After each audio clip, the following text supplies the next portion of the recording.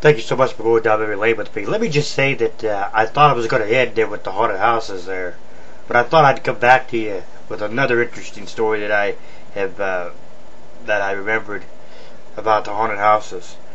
We went to Dover Lake Park there, up around I think it was up around the Akron, Cleveland area or somewhere around. Well, I want to say it was there. I'm not quite sure, but I can remember. When you went there to pay for the haunted house, which cost about $5, you got a bonus.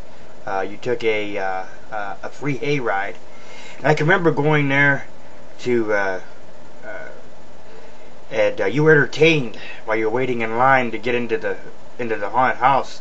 You were entertained by Nightmare on Elm Street, the first Nightmare on Elm Street, of course, done back in 1984 by the great director Wes Craven. And we got in there, and there was this guy, this little man that we called Jason, because he looked like Jason Voorhees, Friday the 13th Part 7, where he was all deformed looking and whatever. He followed us through the whole entire haunted house, and then followed us for maybe a little bit into the hayride. But it was just one of those things where, you know, it was cool to actually have a monster behind us. We were in a particular haunted house called the haunted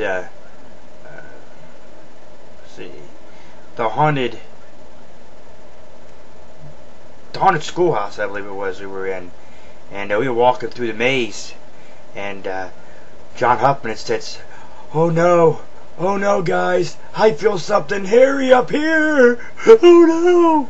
Some lady says, that's my hair. That was funny. We chuckled and we laughed for, I don't know, for a good while about that. It was pretty funny to actually know that he thought it was something hairy, but it ended up being a lady's head. He touched the lady's head, and I don't know. It just, the haunted houses, like I said, you almost always knew that you were going to have a good time, no matter what haunted house it was.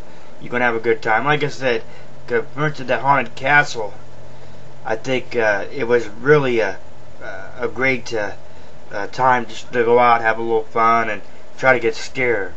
My cousin Fidge, Ron Huffman, my cousin Fidge, you'll hear me talk about Fidge there on the very first installment of the Memory Lane series, talking about the ice and sled riding, or ice and sled mishaps. Like I said, Fidge was 4 feet tall, but Fidge was a stout little guy. Fidge was a good man. I definitely miss him today. Talking about my cousin Ron Huffman, for those that don't know, called him Fidge.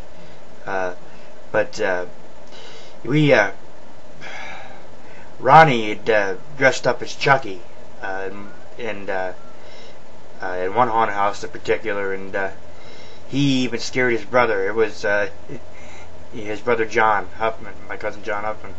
It was just weird that, that Ronnie could actually scare his own brother, and for a good while he kind of kept edging on him about that. I scared the shit out of you, ha ha ha ha ha. But like I said, them haunted houses were just times where you look back and you laugh, because like I said, John was always screaming like a bitch. He was always I don't know if it was an act or what it was, but it was definitely to get you a chuckle out of you, knowing that he was afraid in more ways than one. I will leave you with one last remembrance of haunted houses, and that's when we went into a particular haunted house to where the Bloodview haunted house. The one thing that really caught your eye when you went in was if you touch a monster, you will go to jail. No joke.